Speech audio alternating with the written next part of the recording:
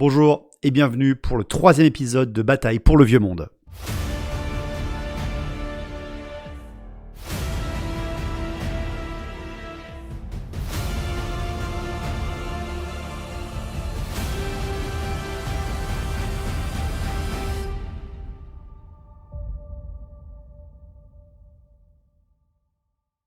Cette vidéo fait partie de Bataille pour le Vieux Monde, des rapports de bataille extrêmement narratifs et immersifs.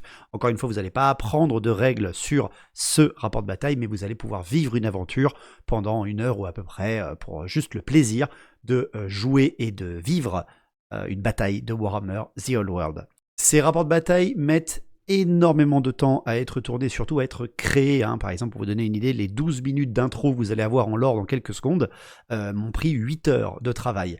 Donc, merci de soutenir la chaîne si vous le pouvez avec les partenaires. Vous avez tout ce qu'il vous faut pour vous fournir en figurines. L'armée à moitié des hauts elfes que vous allez voir a été fournie bien sûr par Forge 3D. On le remercie bien et grandement. N'hésitez surtout pas, et bien évidemment merci à Torek pour le tapis, merci pour les décors, bref, encore une fois c'est vous qui faites vivre cette aventure et cette chaîne. N'oubliez pas également qu'on a ouvert la chaîne secondaire pour ne rien manquer du lore et des replays sur Twitch. Rejoignez-nous sur Instagram et Twitch pour ne rien manquer des dernières news, et je vous laisse pour profiter de Bataille pour le Vieux Monde numéro 3. Ciao.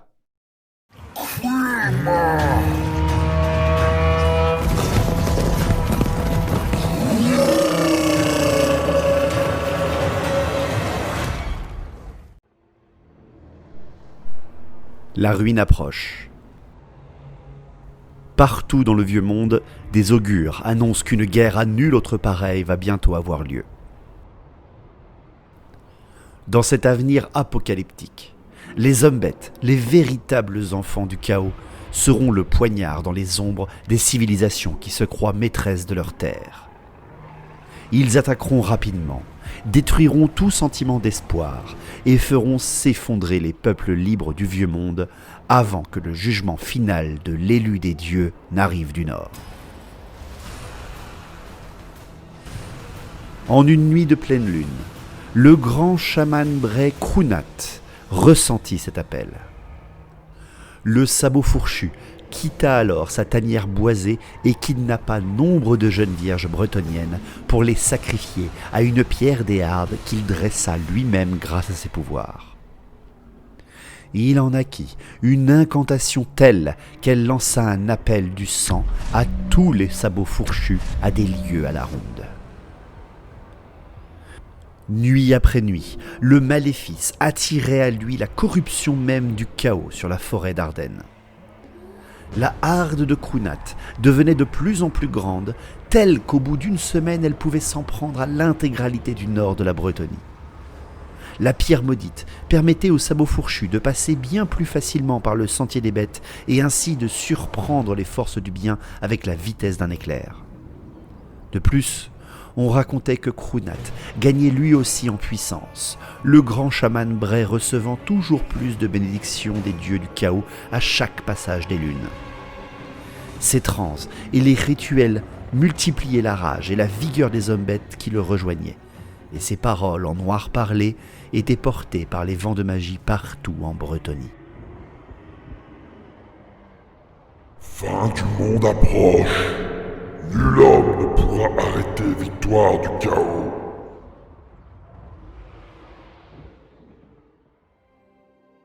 En Bretonie, cela faisait plusieurs années que les peaux vertes des sœurs pâles mettaient en difficulté les fiers chevaliers de la Dame. Quelques mois après le rituel de Krunat, un contingent haut elfe traversa les terres de Bordelot pour rejoindre Bastogne et s'allier aux Bretoniens face aux insurrections peaux vertes. Les hommes-bêtes, alors répandus dans toutes les forêts et les montagnes centrales de Bretonie, profitèrent de l'occasion qui leur était offerte de surprendre les Assours et les Bretonies. Accompagnés par des chevaliers du royaume, les Assours et leurs alliés humains furent pris en embuscade, non loin de la forêt de Chalon, par des sabots fourchus qui avaient reçu quelques semaines plus tôt les pouvoirs bénis de la pierre des Hardes de Krunat. La bataille fut rapide et sanglante. Les sabots fourchus emportèrent les Assours survivants profondément en forêt de Chalon pour préparer un rituel sacrificiel qui décuplerait encore plus la puissance du chaos sur ces terres, ne laissant que mort et désolation derrière eux. Mais malgré toute la puissance du chaos cumulée sur ces terres, des yeux cachés dans les ombres les avaient observés. Sans se faire repérer dans la forêt, de fiers et talentueux guerriers fantômes les suivirent jusqu'à leur tanière miteuse. Lorsque la position des hommes bêtes fut comprise, les éclaireurs assours envoyèrent leurs plus rapides faucons vers l'ouest. Il fallait faire vite.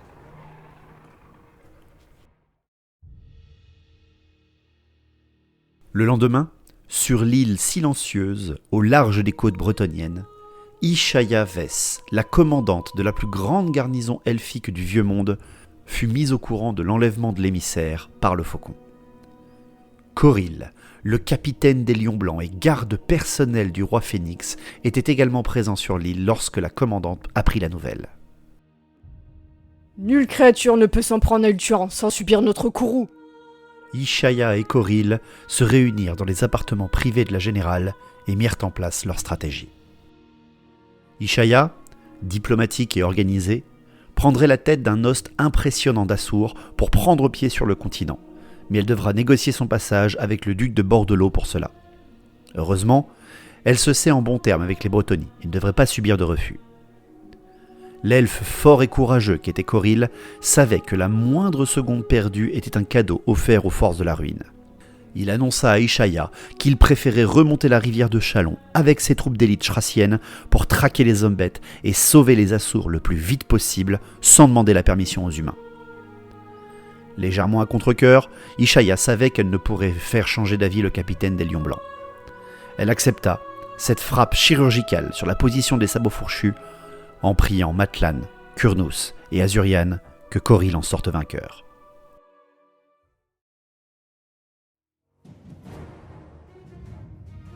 Mais, durant la nuit précédant le départ des armées, Miriana, archimage de Shras, membre de la garde de Coril, eut une vision dans son sommeil. Dans son rêve, elle avait entreaperçu une pierre dressée, une tumeur se cachant dans des bois de Bretonnie. Une menace à nul autre pareille qui risquerait de faire pencher la balance dans les plans des Assours. Elle demanda audience à son général et Ishaya et Coril, encore en train de discuter sur leur plan d'attaque, la reçurent et écoutèrent ses propos.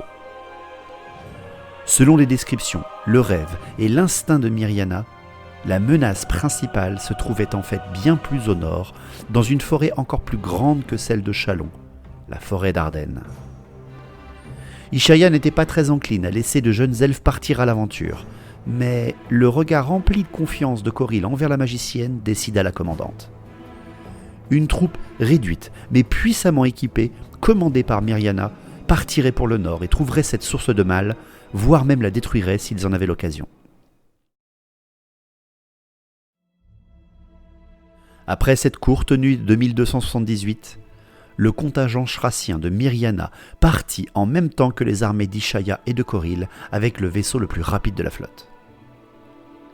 Alors que les forces des mers débarquaient à bord de l'eau et que l'host du capitaine Assour remontait le fleuve de Chalon, l'armée de Miriana longeait les côtes de Bordelot. À bord de la griffe du Lion, ils remontèrent rapidement la rivière Grismery, contournèrent la cité maudite de Mousillon pour emprunter le fleuve vers le nord, attirés dans cette région hostile par les songes et l'instinct de la magicienne.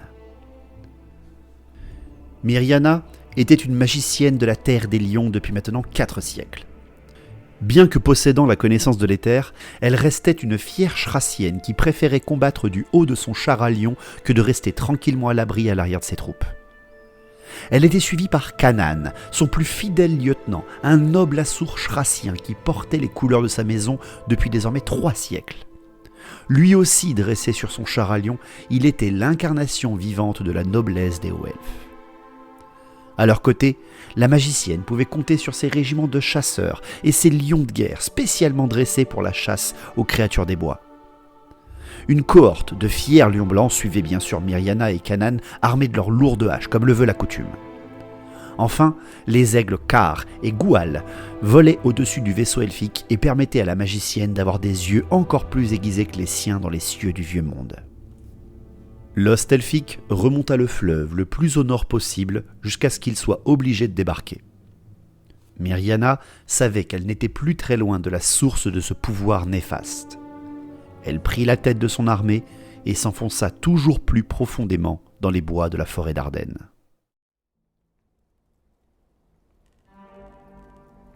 Pendant des heures, les Assours se dirigèrent vers leur destin, restant le plus discrets possible grâce à leur talent naturel de déplacement forestier. Plus ils approchaient, plus les bois étaient malades et l'air empestait la magie noire. C'est quelques heures avant le crépuscule qu'ils arrivèrent à leur destination sans avoir été repérés. Devant eux se dressait cette injure à la nature, cet autel aux dieux sombres, ce concentré de magie noire. La pierre des Hardes. Tout autour, des hommes bêtes de toute taille scandaient le nom des dieux sombres dans un noir parler immonde. Depuis les frondaisons, les chasseurs de Miriana virent des Ungol frêles et sournois, des gors à la musculature apparente, des razorgors bestiaux, et même un gigantesque gorgon en train de dévorer une proie, face à un chef de Harde en train de procéder à un rituel. Il semblait nourrir la pierre de sacrifices et de sang. Un rapport fut rapidement fait à Miriana. Ses éclaireurs lui expliquèrent que l'ennemi était bien là, mais étrangement en sous-nombre. Une attaque rapide permettrait aux Assours de surprendre leur adversaire et de les massacrer sans qu'ils ne puissent prévenir d'autres forces. Il fallait cependant faire très vite, le gros de la Harde n'était certainement pas loin. L'occasion était trop belle. Miriana n'était certes pas une archimage de la Tour Blanche, mais elle maîtrisait des sortilèges redoutables et était même, comme tout bon sorcier assour, capable de détruire la magie d'un objet ou d'une arme définitivement. L'affaire ne serait pas simple, mais si elle parvenait à briser l'enchantement de cette pierre, non seulement l'énergie cumulée ici disparaîtrait et purgerait la corruption des lieux, mais priverait aussi les hommes bêtes de la puissance qu'elle renferme. La décision fut prise. Les Assours se positionnèrent et se préparèrent à frapper. Miriana pria à Kurnous qu'elle soit suffisamment rapide à détruire la pierre et qu'aucune mauvaise surprise ne l'attende dans cette clairière. La fierté elfique de Miriana en ses capacités était justifiée, mais elle ne pouvait cacher ce sentiment d'insécurité qui lui parcourait l'échine. C'était comme si un voile noir flottait partout autour de cette pierre. Comme si des yeux maléfiques la scrutaient et n'attendaient qu'une chose, l'appel du sang. Elle secoua la tête pour en chasser ses doutes et fit signe à ses hommes. La chasse allait débuter. Mais non loin de la pierre des Hardes, l'odeur caractéristique de la haute magie parvint aux narines de Krunat. Quelque chose allait s'en prendre à sa pierre bénie. Il grogna en lâchant le morceau de jambe humaine qu'il dévorait et se redressa.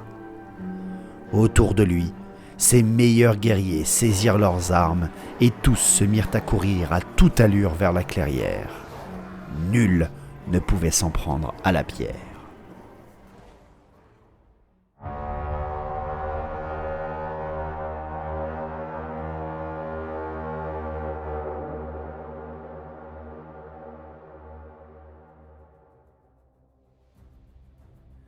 Les chasseurs de Miriana se positionnèrent discrètement sous les frondaisons.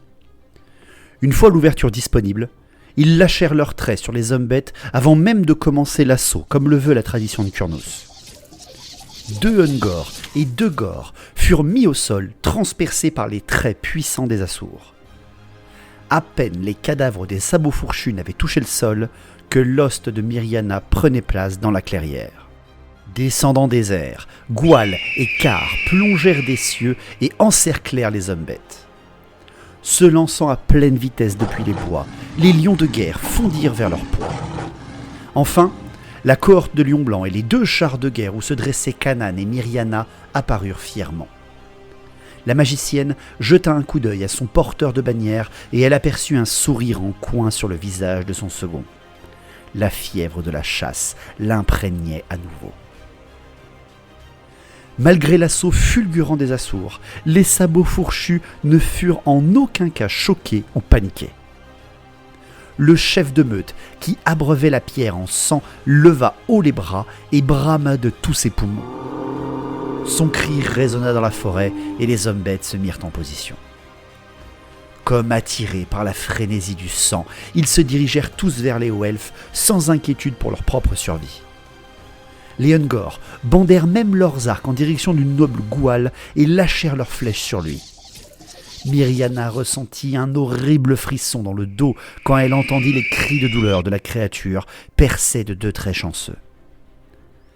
L'ennemi n'était pas désorganisé. Aucun ne s'était enfui. L'attaque surprise n'avait apporté presque aucun avantage aux Assours. Les troupes étaient désormais placées. Miriana hurla. Pour la gloire d'Ultuan! Et la bataille commença. Malheureusement, la magicienne était trop éloignée de la pierre des Hardes pour tenter d'en briser le maléfice. Il fallait se rapprocher. Et pour approcher sans risque, il fallait balayer les hommes bêtes. Les troupes schrassiennes chargèrent, lames et griffes en avant sans sourciller. Il fallait écraser au plus vite ces rebuts du chaos. Les lions de guerre fondirent sur le Razorgor non loin sans éprouver de peur face à ce monstre des bois. Non loin d'elle, Miriana vit un groupe de chasseurs, l'aigle Car et même Kanan sur son char percuter violemment le groupe de Gor arborant une bannière pesteuse. Elle sourit face à cette charge magistrale. Mais son sourire fut balayé lorsqu'elle entendit l'aigle Goual s'écraser aux pieds des Ungor après que leur tir l'ait définitivement abattu alors qu'ils volaient droit sur eux.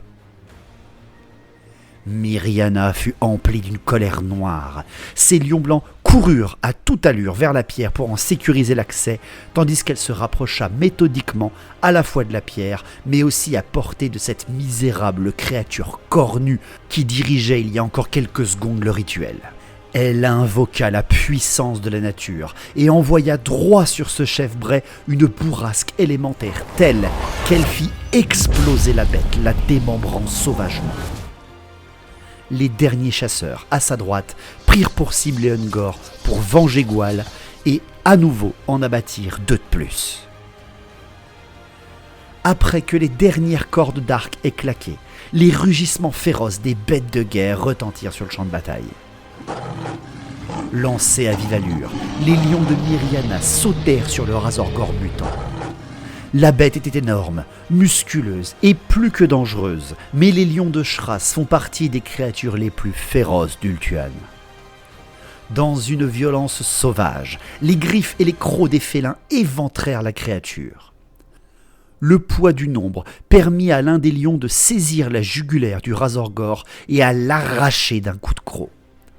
Malgré sa puissance, la bête des bois fut éventrée et tuée avant même d'avoir pu frapper. Les lions, dressés pour la guerre, ne restèrent pas sur le cadavre pour le dévorer, mais percèrent la ligne pour contourner la pierre et tenter de menacer l'autre Razorgor et le dos du Gorgon. De l'autre côté, Kanan arma son attaque et décrivit un arc de cercle parfait avec sa hache de Shras au moment où son char, les chasseurs et l'aigle Car impactaient les Gors. Le noble Assour perfora la ligne des hommes bêtes en abattant plus de la moitié des Gors avec ses attaques, ses origes et son char. Car et les chasseurs s'immiscèrent dans le sillon sanglant laissé par Kanan et pulvérisèrent les derniers sabots fourchus avant même qu'ils ne puissent tenter quoi que ce soit. Fier de son assaut, Kanan ordonna à son char de se réfréner. Il ne fallait pas céder à l'appel de Kain. Les chasseurs, à ses côtés en revanche, saisirent l'occasion de cet assaut pour entrer en contact frontal avec l'énorme monstre qui se dressait face à eux. Le Gorgon ouvrit grand ses 4 bras et émit un rugissement tonitruant. L'aigle Car, quant à lui, fila droit vers la pierre pour tenter de l'abattre de ses propres serres.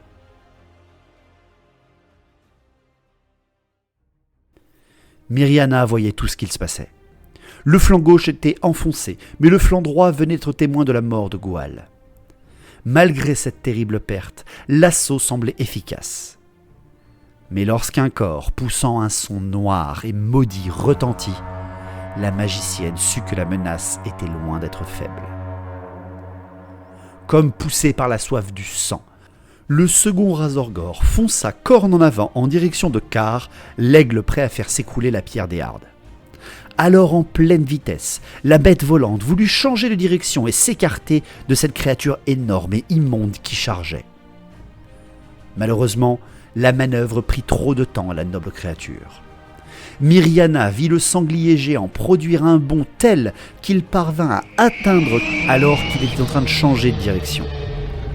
Elle vit le corps de l'animal être transpercé de part en part par le Razorgore, rendu ivre de rage par le sang. L'horrible sanglier continua même sur son élan, incapable de s'arrêter après avoir massacré son ennemi. Et comme si cela ne suffisait pas, le sol se mit à trembler légèrement et de l'autre côté de la clairière arrivèrent d'autres hommes-bêtes. Poussant des hurlements gutturaux, frappant leurs armures bosselées, retournant la terre de leurs sabots, Krunat et ses meilleurs guerriers entraient en scène. À leur côté, d'autres Razorgore géants suivaient. Un mal de tête frappa Miriana lorsqu'elle aperçut Krunat. Sa double vue lui permit de comprendre qu'au milieu de ces bestigores immondes se dressaient deux ennemis. L'un d'eux était un guerrier encore plus grand que les bêtes qui l'accompagnaient. Il dressait un ensemble de peaux humaines tendues au-dessus de sa tête comme une bannière. Malgré la distance, la magicienne savait qu'il renfermait en lui et sur ses armes de lourdes bénédictions des dieux sombres. Mais même ce monstre abject n'était qu'une faible lueur de corruption à comparer du chaman à ses côtés. La bête irradiait d'une puissance débridée. Un pouvoir habitait cet homme bête et Miriana sut immédiatement que cet adversaire n'allait pas être aisé à abattre. Les nouveaux arrivants comblèrent rapidement les pertes infligées par les Assours. Les bêtes de guerre filèrent droit vers les hauts elfes, tandis que le groupe de bestigores accompagnant le chaman ne firent que se placer face au lion de guerre de Miriana. La magicienne ne comprit que trop tard ce qu'il se passait. Krunat caressa du bout de ses griffes le fétiche qu'il portait autour du cou et tendit le bras en direction des félins. Durant une seconde, rien ne se passa, jusqu'à ce que le sol lui-même de la forêt prenne vie sous les pattes des lions. Des centaines d'araignées, de vers et d'insectes mutés par le chaos s'extirpèrent du sol et s'en prirent aux bêtes de guerre à une vitesse incroyable. Les félins bondirent tant qu'ils le purent et tentèrent même de se battre contre ces créatures, mais rien n'y fit. Accompagnée par des rugissements de panique et de douleur, Miriana vit ses lions être oblitérés par l'invocation magique réalisée par son adversaire. Elle n'avait rien pu faire. Le pouvoir qui avait été libéré sous ses yeux était d'une telle puissance qu'aucun Assour n'aurait pu le contrer. Pire encore, sa seconde vue lui avait permis de voir l'impossible. Elle vit la pierre émaner de puissance lorsque ses lions furent tués. Comme si le carnage fait par ce chaman l'alimentait. Comme pour briser son observation, des flèches volèrent en direction de ses chasseurs. Les Ungor, trop fiers d'avoir abattu un grand aigle, désiraient désormais faire couler le sang des Assours. Mais les peaux de lion et les lourdes armures protégèrent efficacement ces éclaireurs. Le rugissement titanesque du gorgon fit tourner la tête à Miriana. Elle vit un fier chasseur enfoncer profondément sa hache dans la jambe du monstre. Un autre réussit à trancher le tendon d'Achille de la bête pour voir qu'elle se régénérait en une fraction de seconde. Le Behemoth frappa de ses lames et de ses poings dans le groupe d'elfes, pulvérisant leurs armures et faisant jaillir leur sang. Plus de la moitié des guerriers elfiques furent réduits à l'état de pulpe, mais leur courage fut exemplaire. Ils reculèrent d'une manière ordonnée et protégèrent Canaan de la bête. Cette manœuvre les condamnait, mais ils faisaient face fièrement. Miriana reprit ses esprits. Elle n'oubliait pas pourquoi elle était venue ici. Il semblait que ce chaman tirait son pouvoir de cette pierre et qu'elle gagnait en puissance à chaque action de cette bête. Très bien. Nulle énergie corrompue de l'éther ne pouvait faire le poids face au contrôle et au talent des mages elfiques. Miriana psalmodia des mots qui firent trembler l'air ambiant, comme si chaque syllabe sortante de ses lèvres pulsait sur toute la clairière et que l'ombre néfaste des lieux reculait face à ses paroles. La magicienne utilisa les mots ancestraux du dieu Vole et dirigea son pouvoir sur la pierre. Un craquement violent retentit alors accompagné par un flash d'énergie verdâtre immonde. Un hurlement d'horreur fut émis par Krunat, comme si lui et la pierre venaient de subir un coup violent. Miriana reçut une décharge d'énergie en retour qu'elle dissipa immédiatement pour ne pas en souffrir. La pierre semblait intacte, mais elle savait qu'elle venait d'endommager le maléfice qui l'habitait. Il fallait juste qu'elle recommence, une ou deux fois, pour rompre le sortilège et rendre inerte ce tas de pierres définitivement. Krunat, tu es toi pour ça. Le hurlement du chaman était bien adressé à elle, mais elle n'en avait cure. Elle fit signe à ses hommes d'agir. Ses chasseurs et ses lions blancs prirent position sur le flanc droit de la magicienne de l'autre côté de la pierre. Elle tendit la main vers Kanan pour utiliser les passages éthériques de la magie élémentaire et soutenir son lieutenant face au combat inévitable qui l'attendait avec le Gorgon. Malheureusement, alors qu'elle finissait de lancer son enchantement, un violent mal de crâne frappa Miriana à nouveau. Un rire noir résonna dans son crâne et son regard partit droit sur Krunat. Le chaman venait de dissiper sa magie. Kanan fit signe à sa générale et prit position courageusement face au monstre. Elle tourna la tête et vit ses chasseurs continuer de lâcher leurs traits sur les ignobles Ungor face à eux, mais aucune flèche ne fit mouche cette fois. Puis Miriana entendit le grondement guttural du Razorgor, qui avait percé sa ligne de front et qui avait osé abattre l'aigle Kar. Serrant les mâchoires, la magicienne incanta à nouveau et libéra son pouvoir élémentaire sur le sanglier mutant. La bourrasque qui apparut de ses mains était d'une telle violence que Krunat ne put tenter même de la dévier. La bête monstrueuse vit ses membres être arrachés et dispersés dans toutes les directions par les vents éthériques libérés sur elle. Elle mourut en émettant un couinement immonde avant d'exploser en une centaine de morceaux sanguinolents. Miriana venait de venger la mort d'un de ses grands aigles. Mais lorsqu'elle reprit sa position sur son char, elle vit face à elle les survivants des chasseurs engagés avec le Gorgon.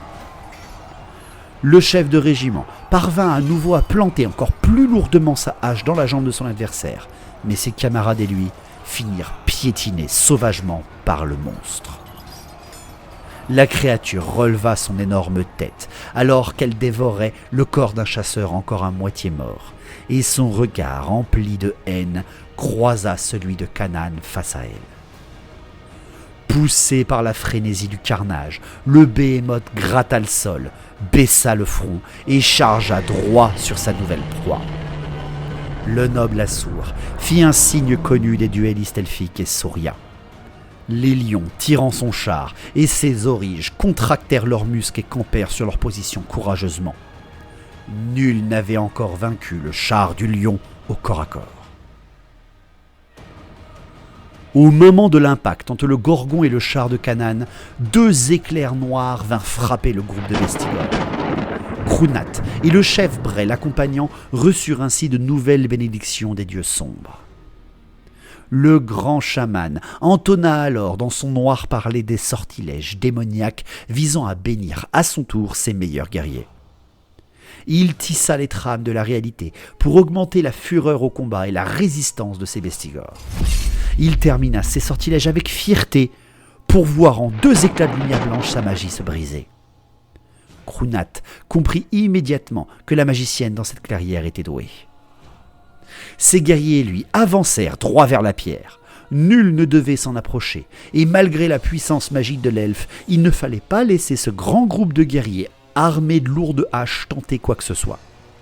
Les Ungor, non loin, se repositionnèrent et lâchèrent une seconde volée sur les chasseurs elfiques qui les harcelaient. L'un d'eux fut mis à terre, mais Krunat renifla de dépit. Il emmagasina son pouvoir et canalisa de nouveau l'énergie de la bête sur ces mêmes chasseurs. Il tendit la main, mais cette fois-là, rien ne se produisit. Il tourna sa tête cornue vers cette magicienne et comprit qu'elle venait à nouveau de le contrer. Il hurla de rage face à elle. Elfe catin! De l'autre côté du champ de bataille, la grâce elfique faisait face à la puissance corrompue de la forêt. Dans une manœuvre habile, le char de Canaan avait effectué une esquive presque parfaite de l'assaut destructeur du Gorgon. Le noble elfe avait profité de l'occasion pour asséner un coup puissant au monstre, exposant son épaule à l'une des lames de la bête. Les deux combattants virent leur sang gicler, mais Canaan reçut moins qu'il ne donna. Le monstre avait vu un de ses bras sectionné par l'attaque du noble, tandis que Canaan n'avait qu'une légère entaille à l'épaule. Utilisant leur souplesse et leur vitesse, les lions qui tiraient le construct attaquèrent également le Gorgon, lui arrachant même quelques morceaux de chair qui se régénérèrent cependant très vite. Mais cela suffit aux origes pour abattre à leur tour leurs lourdes haches et l'une d'elles atteignit le Behemoth à la gorge. La jugulaire fut tranchée net. La bête saisissa immédiatement sa propre gorge, comme pour tenter d'en arrêter le saignement avant de se raidir face à la mort. L'équipage du char fut cependant aspergé par le sang de la créature et aucun d'entre eux ne vit le monstre lorsqu'il s'écroula sur eux. Un des origes fut écrasé sous le poids de la créature, tandis que Canaan sentit les os d'un de ses bras se briser sous l'impact. Le cadavre de leur adversaire glissa lentement alors au sol après s'être effondré sur eux, et malgré la violence de l'affrontement, le char du lion était toujours debout, la bannière de Miriana flottant au vent. Canaan souffla tout de même après ce combat et ordonna à son dernier orige de repositionner son char. La bataille n'était pas finie. Miriana venait de voir triompher une fois de plus Canaan. Elle avait toujours su à quel point son lieutenant était un redoutable guerrier. Voyant cela comme un signe, elle canalisa à nouveau le pouvoir antique de Vole. Il fallait abattre ce monument corrompu et le maléfice caché dedans. Son incantation réussit à nouveau et fila droit vers la pierre. Cependant, Miriana vit son sort être brisé par une impulsion d'énergie néfaste. Krunat avait cette fois réussi à stopper la magie elfique avant qu'elle n'atteigne son monument. Ce fut le cri de guerre de Canaan qui retentit ensuite. Il lança son char en direction de l'un des Razorgors arrivés quelques minutes auparavant. Comme rattrapée par le destin du Gorgon, la bête fit volte-face et s'enfuit face à la fureur du char.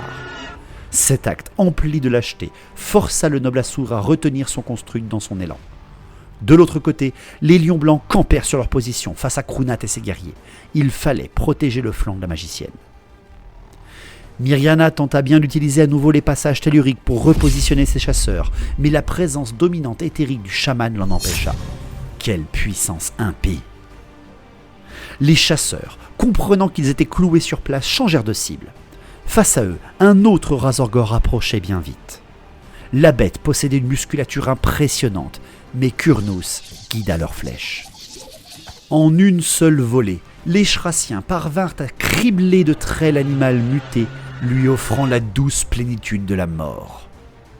Miriana, voyant la réussite de ses éclaireurs, se concentra pleinement.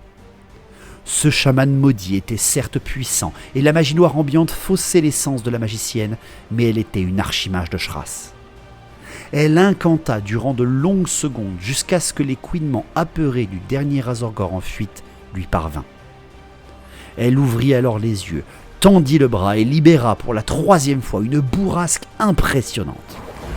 L'incantation fut si forte qu'elle pulvérisa chaque os de la couarde bête et propulsa son corps sans vie quelques mètres plus loin. Miriana souria face à cette réussite. Les hommes bêtes subissaient de lourdes pertes et l'étau elfique commençait à se refermer sur les derniers chaotiques. Mais un frisson dans son dos lui rappela la présence de Krunat et l'ombre menaçante de la pierre des Hardes à côté d'elle. Un nouveau duo d'éclairs frappa le groupe de Bestigor face à la magicienne. Le chef Bray et le chaman Krunat semblèrent gonfler à vue d'œil comme si leur corps devenait de plus en plus résistant. Le spectacle sous ses yeux chamboula suffisamment la magicienne pour qu'elle soit surprise par les incantations débordantes d'énergie corrompue lancées par Krunat. Les Bestigor autour de lui se mirent à luire d'un pouvoir horrible. Le grand chaman Bray profita de la surprise et relança un second sortilège en un éclair. L'aura maléfique du régiment éblouit Miriana une seconde. L'intégralité du groupe dégageait plus de puissance brute qu'un dragon du Warp.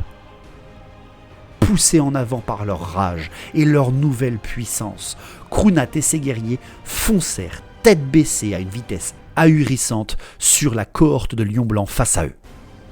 Les Ungor à proximité laissèrent passer les Bestigors et prirent position pour menacer Kanan. Une nouvelle volée de tirs des Ungor partit en direction du noble et de son char, mais aucun de leurs misérables traits ne put atteindre le char du lion. Mais malgré cet échec des bêtes, l'impact de la charge des Bestigors fit grincer des dents tous les elfes présents. Le tiers des robustes elfes fut décapité ou éventré d'un coup de lame. Au milieu de ce massacre, Amlari, le chef vétéran, releva le défi lancé par le colosse bestial portant la grande bannière de Krunat.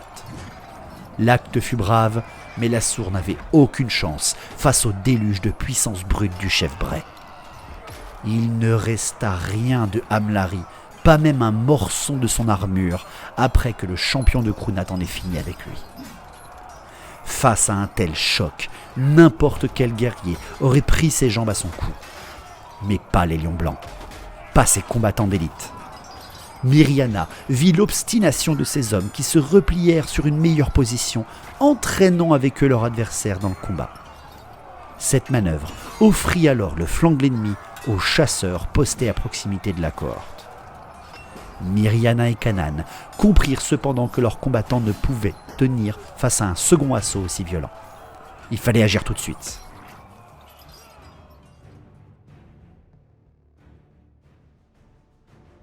Profitant que son adversaire soit occupé dans la mêlée, Miriana se concentra à nouveau après quelques secondes qui lui parurent une centaine d'années. Elle hurla en libérant le pouvoir de haute magie sur la pierre. L'anathème de Vol frappa de plein fouet la pierre des Hardes pour la seconde fois.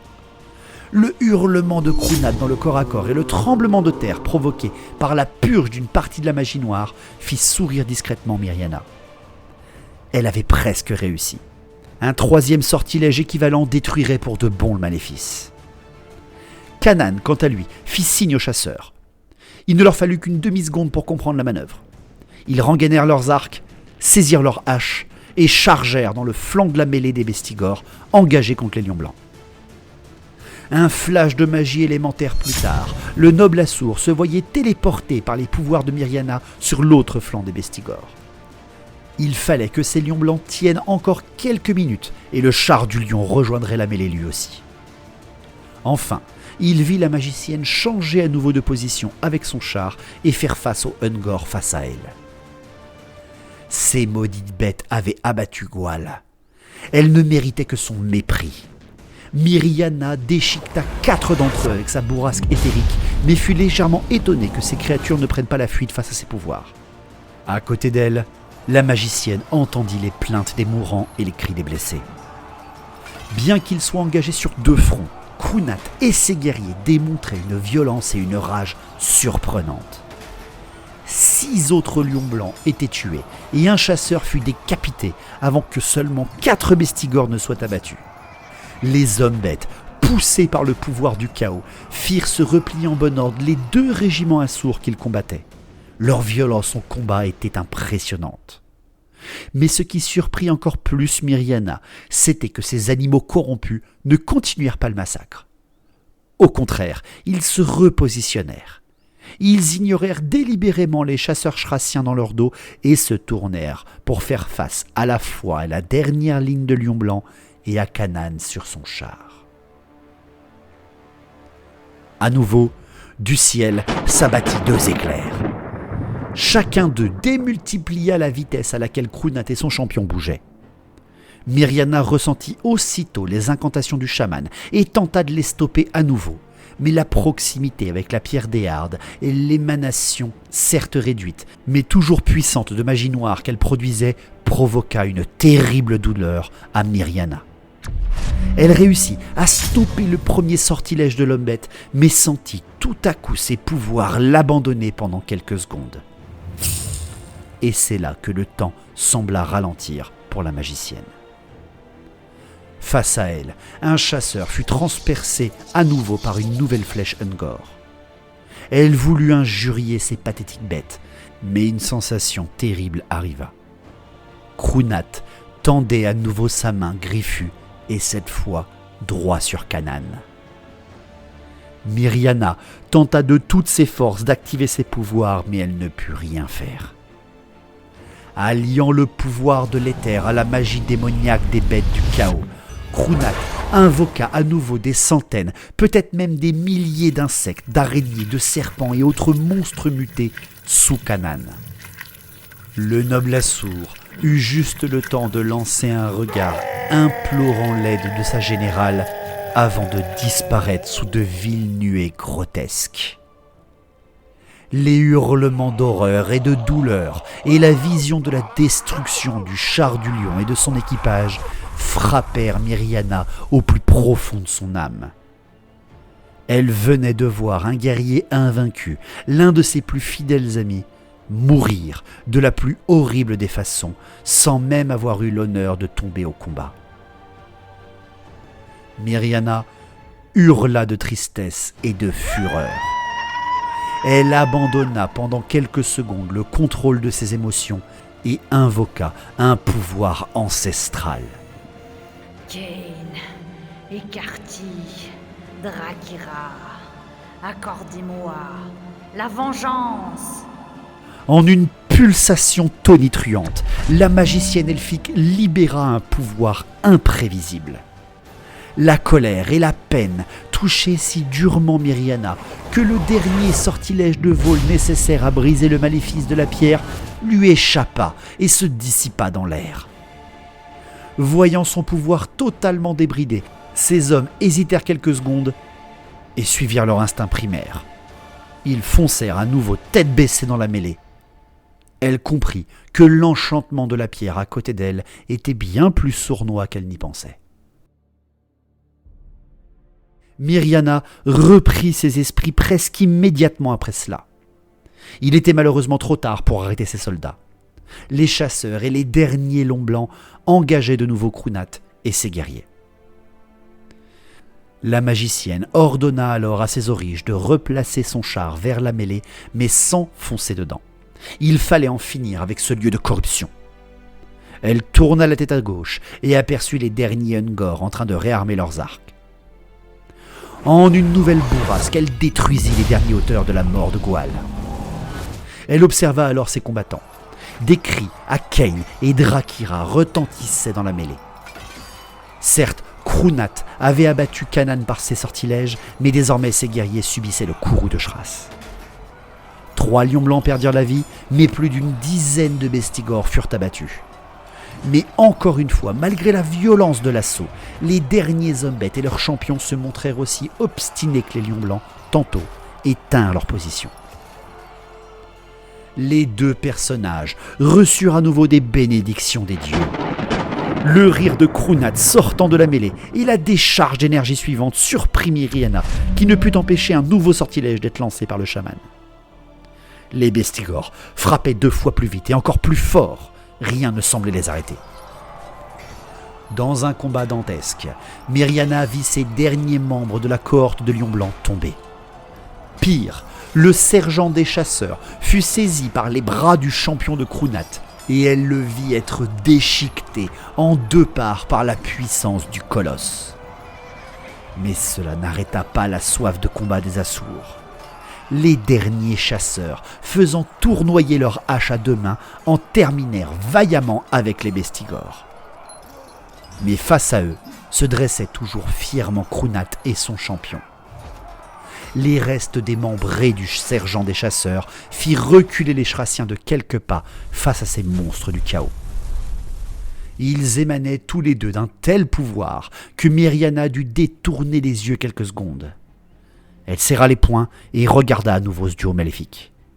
Elle vit Krunat, cette immonde bête. Elle se vit le démembrer avec sa hache et le faire dévorer par ses lions. Puis son regard glissa à sa droite. Dressée au-dessus d'elle, la pierre d'Éarde la narguait.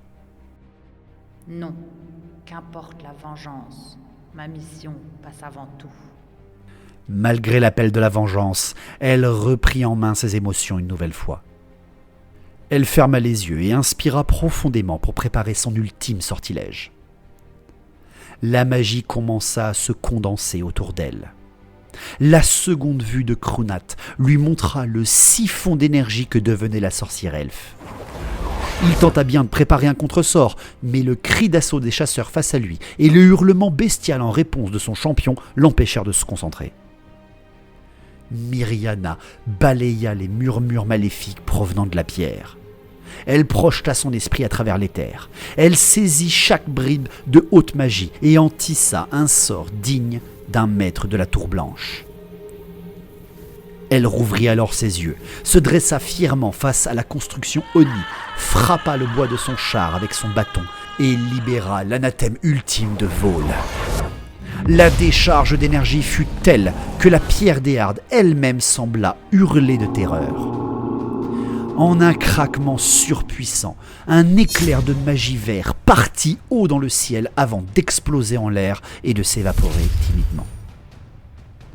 Miriana vit les glyphes de la pierre d'Éarde briller encore quelques secondes avant de s'éteindre l'un après l'autre. Face à elle, ce tas de pierres entassées ne recelait plus aucun pouvoir. Il n'en émettrait plus jamais. Crunat fut frappé d'une telle douleur qu'il se courba en avant au moment où les chasseurs elfiques fondirent sur sa position. Non, pas possible. La pierre. Voyant cela, les elfes voulurent en finir, mais sur leur chemin se dressa le colossal chef Bray. Les Assours levèrent alors leurs haches vengeresses et firent payer cher à la bête la mort de tant de nobles guerriers d'Ultuan.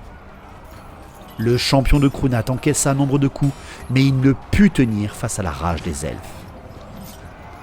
Toujours soumis à une douleur terrible, mais habité maintenant par une rage sanguinaire, Crunat se redressa et carbonisa d'un feu noir 3 guerriers elfiques en 1 seconde. Les chasseurs furent si surpris qu'ils reculèrent, voyant que cette maudite créature refusait tout simplement de mourir ou même de s'enfuir. Désormais seul, son maléfice détruit et ses meilleurs guerriers terrassés, Crunat regarda face à lui. Sa respiration était lourde et ses muscles crispés par la fureur. Le grand chaman en appela alors au pouvoir de tous les dieux du chaos. Un dernier éclair s'abattit sur lui et une décharge d'énergie délicieuse et puissante envahit le corps de Crunat. Il lança sur lui ses plus puissantes bénédictions du démonisme. Son pouvoir était tellement survitaminé que Miriana, épuisée par son dernier sortilège, ne put rien faire. Le chaman Unbet gagna en taille, en force, en endurance et en vitesse. Le pouvoir du chaos coulait littéralement en lui. Il regarda les 4 derniers chasseurs face à lui, qui campèrent sur leur position, et préféra les ignorer. Il plongea alors ses yeux dans ceux de Miriana et tendit sa patte griffue vers elle, tout en caressant le fétiche autour de son cou avec ses griffes. La magicienne leva son bâton à 2 mains, mais le pouvoir libéré était trop grand. À nouveau, le sol se mit à bouger sous le char elfique et des centaines de créatures mutantes et corrompues sortirent de terre. Il y en avait encore plus que pour Canaan. Dans des cris d'horreur, les 2 auriges de Miriana furent happés par les bêtes. Les jambes de la magicienne furent lacérées par les insectes géants et ses lions de guerre furent gravement blessés. Les talismans et la graine de renaissance de la magicienne émirent une telle lumière qu'ils semblèrent s'embraser face à un tel pouvoir. Mais grâce à ces artefacts et à la fureur de survie, Miriana réussit à encaisser cet assaut magique sans mourir. Elle était éreintée. Cette créature était incroyablement puissante.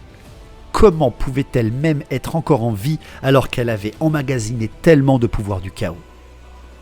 La magicienne plongea à son tour son regard dans celui de la bête. À nouveau, le visage de Canaan apparut dans son esprit et l'appel de la vengeance refit surface, mais elle se contrôla. Est-ce qu'elle avait une chance contre lui ? Et c'est là qu'elle le sentit. Le sol s'était mis à trembler depuis plusieurs minutes, mais la fureur des combats et la déferlance de magie lui avaient empêché de le ressentir. En quelques secondes, tous les arbres de la clairière semblèrent être bousculés. Les yeux elfiques de Miriana lui firent alors comprendre la situation.